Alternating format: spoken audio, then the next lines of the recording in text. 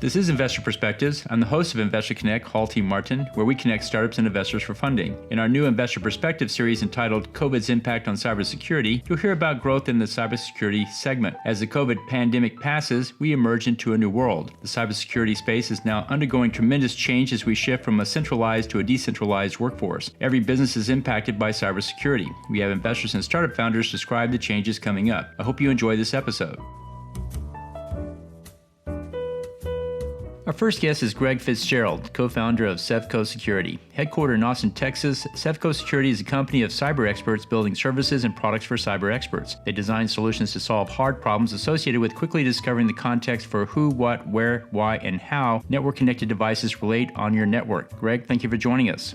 Thank you very much.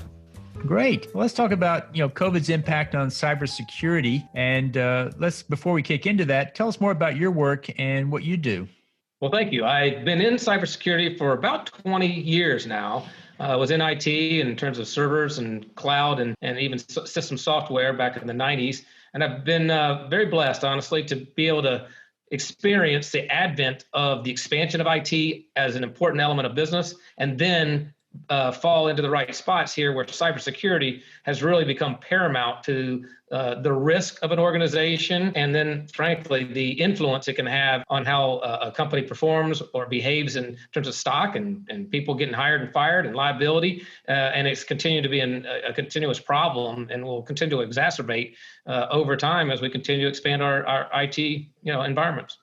Well, great. So cybersecurity is growing rapidly, but what's your perspective on the growth there itself? What are you seeing?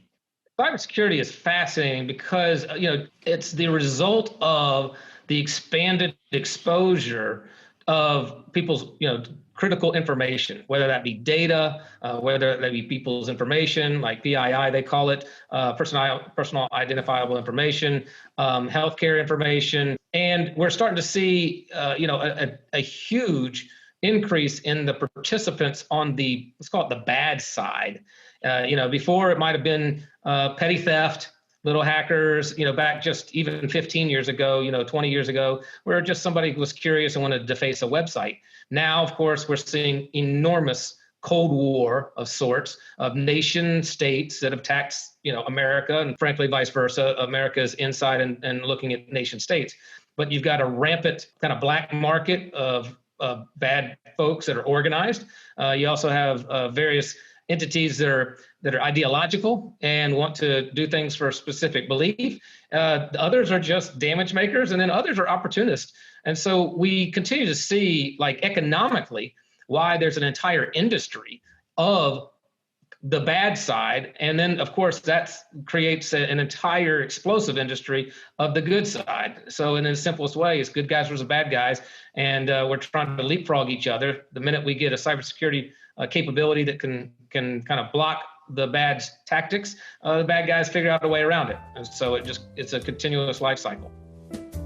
Our next guest is Merrick Andlinger, partner and chief investment officer at Options 3 Ventures. Headquartered in New York City, New York, Options 3 Ventures specializes in finding and developing attractive investment opportunities at the frontiers of cybersecurity and immediately adjacent technologies. He brings a unique perspective to these industries, integrating the expertise and experience of its management and advisors in the United States national security community with their extensive operations and investment expertise gained in the technology industry and on Wall Street. The Options 3 Ventures team has worked together for the past 5 years, invested in 5 companies, and successfully exited from 2 of those investments. Merrick, thank you for joining us.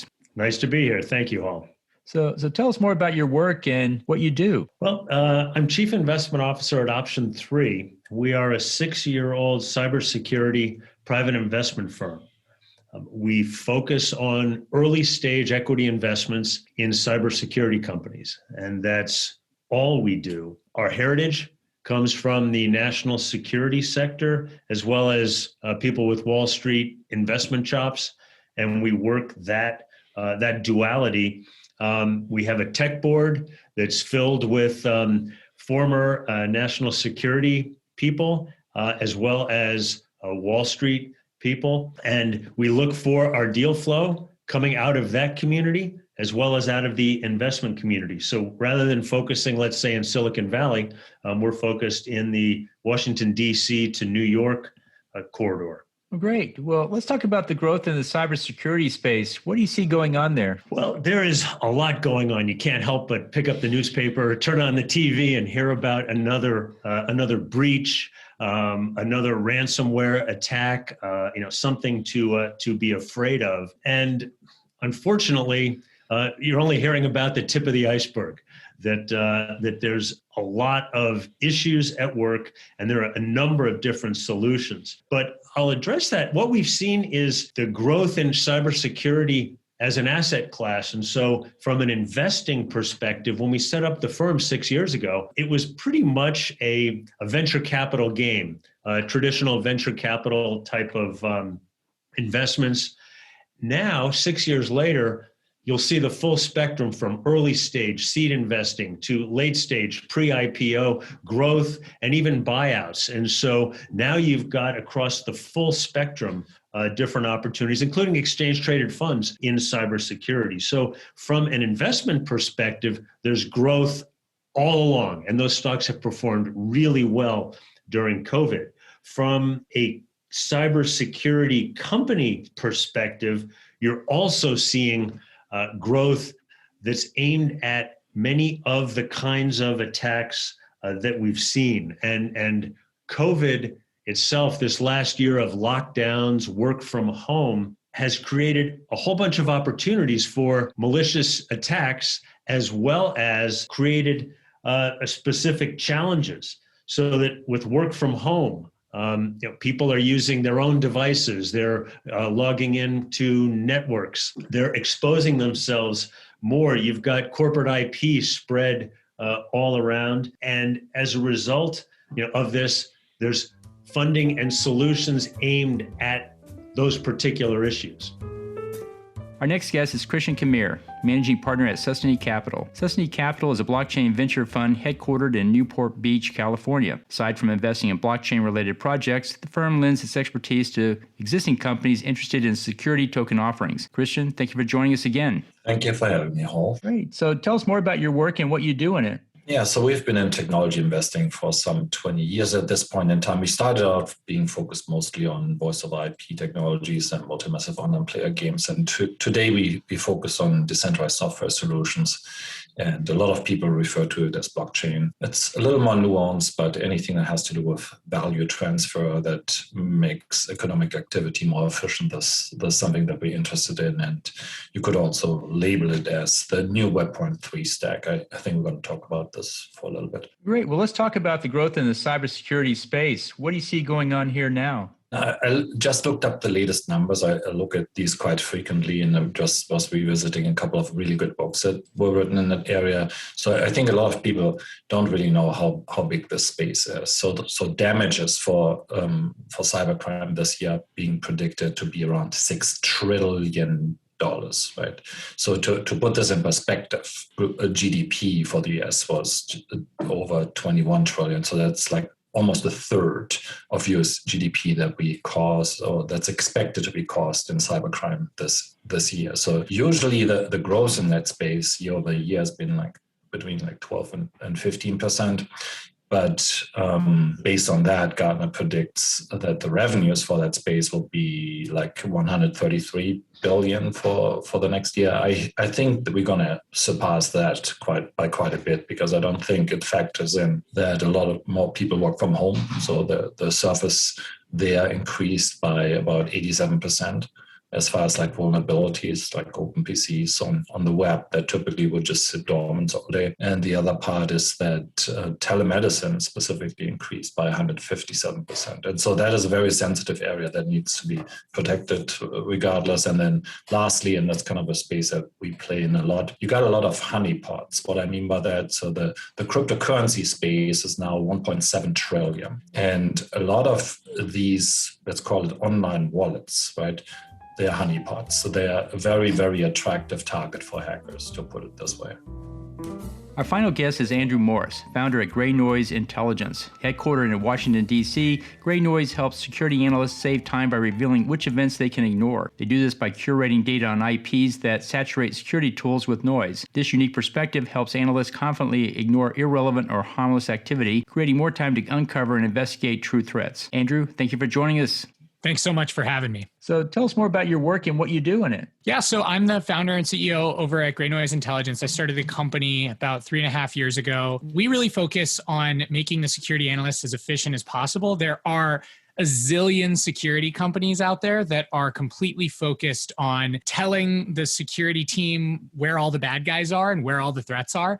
And so we don't try to do that. We actually, we try to chip away at the amount of alerts that probably don't matter to the analyst. And so that way, what we do is we're actually making the analyst more efficient by telling them all the things that probably don't matter, that they can deprioritize and focus more on the ones that do matter. And so that's what we spend all of our time doing. Great. Well, let's talk about the growth in the cybersecurity space. Where do you see it moving going forward? Yeah, that's a good question. So there's been a really interesting, I would say, resurgence of going back to the basics lately, which I find really interesting. So the security industry's been around for, I'd say maybe 20-ish years, the cybersecurity industry properly. And it's really exploded lately. I mean, really in the last 5 years has just seen just a massive explosion in investment, in major acquisitions, and in new companies popping up in the security industry. And the industry itself has grown to be substantially larger. And it's almost, I would say, overwhelming, the amount of companies that are providing solutions in the cybersecurity space. And one of the patterns that I'm seeing a lot lately, which I'm really excited about, is that we're going back to a lot of the basics that a good security program is kind of built on top of. Questions like, before I think about even securing all my stuff, where is all of my stuff, right? Like, where are all of my machines, right? What are all the accounts that we have? Where are all of our servers? Where are our data centers? Where are our users? Where is our data? Things like that. That's like a very basic question. And so we're starting to see more companies that are popping up on things like asset management and attack surface and things like that, which I'm really excited about.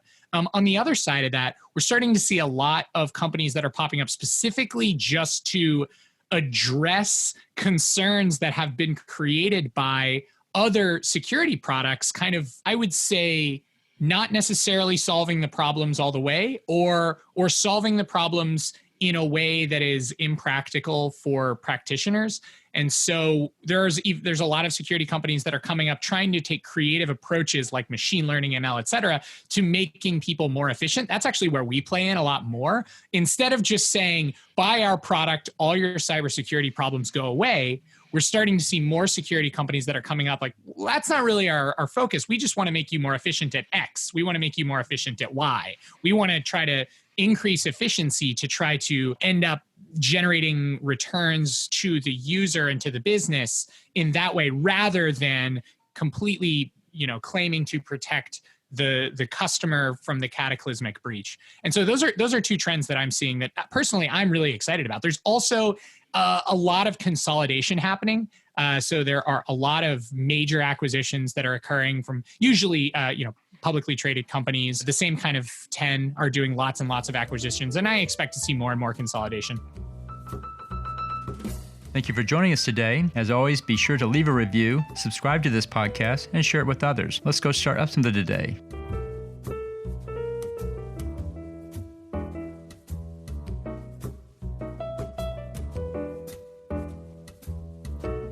Paul T. Martin is the director of Investor Connect, which is a 501c3 nonprofit dedicated to the education of investors for early stage funding.